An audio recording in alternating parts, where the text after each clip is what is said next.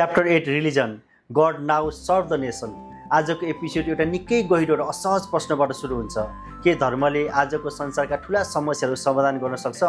हामीलाई लाग्छ धर्मसँग हजारौँ वर्ष ज्ञान छ, बाइबल, पुराण, वेद जस्ता ग्रन्थहरू छन्, त्यसैले समाधान पनि त्यहीँबाट आउन सक्छ।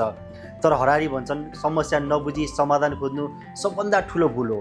त्यसैले समस्यालाई 3 भागमा छुट्याउँछन्। 1 टेक्निकल प्रब्लम, जस्तै खडेरी कसरी रोक्ने, रोग कसरी निको पार्ने।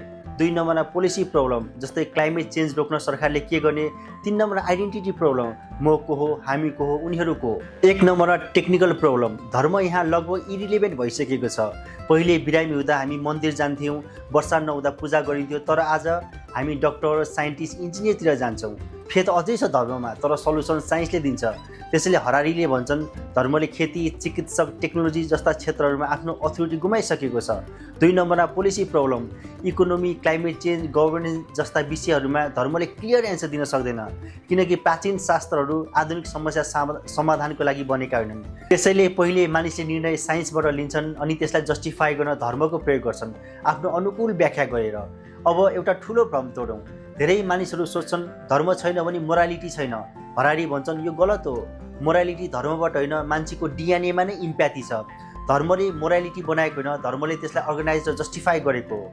3 नम्बरमा आइडेन्टिटी प्रब्लम, धर्म अझै पनि शक्तिशाली छ, तर सल्युसनको रूपमा होइन, आइडेन्टिटी निर्माण गर्ने शक्तिको रूपमा। धर्मले एन्सर दिन्छ हामीहरूको, उनीहरूको। यहीँबाट बााउन्ड्री सुरु हुन्छ, रिचुअल, सिम्बल, ट्रेडिसनल जन्मिन्छन्। यसले मानिसलाई जोड्छ पनि र छुट्याउँछन् पनि। अब च्याप्टरको सबभन्दा गहिरिएर बुझ्ने कुरा आउँछ।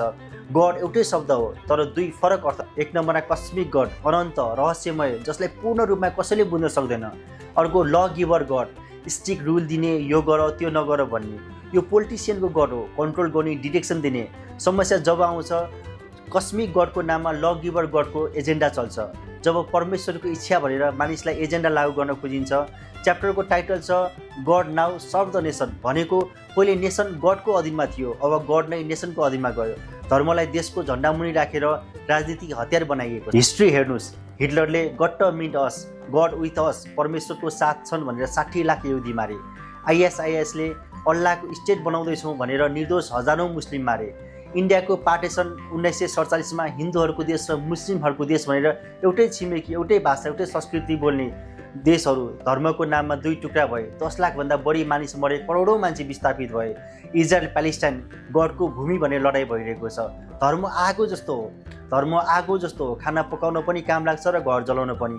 प्रश्न धर्मको होइन, प्रश्न आगो कसको हातमा छ भन्ने हो। गड अब युनिटीको प्रतीक होइन, डिभिजन जस्टिफाई गर्ने टुल्स बनेको छ। आजको समस्याहरू ग्लोबल छन्, क्लाइमेट चेन्ज, न्युक्लियर, एआई, तर रिलिजन र नेसनलिजम अझै पनि मानिसलाई डिभाइड गरिरहेको छन्। यो नै क्लासको कारण हो, global problem versus divided identity. यहीँबाट जन्मिन्छ आजको ओल्ड क्राइसिस। तर सधैँ धर्म समस्या मात्र होइन, यदि धर्मले आफ्नो मूल स्वरूप समात्यो भने, जस्तै ध्यान, ज्ञान, प्रार्थना, इनर ट्रान्सफर्मेसन, यसले मानिसलाई शान्त, सजग र करुणाशील बनाउँछ। यस्तो धर्मले अस भर्सेस देम होइन, वी अल भन्ने सिकाउँछ। अन्त्यमा भन्नुपर्दा जब धर्म ध्यान बन्छ मानवता जोडिन्छ, जब धर्म पहिचान बन्छ मानवता छुटिन्छ। Thank you so much.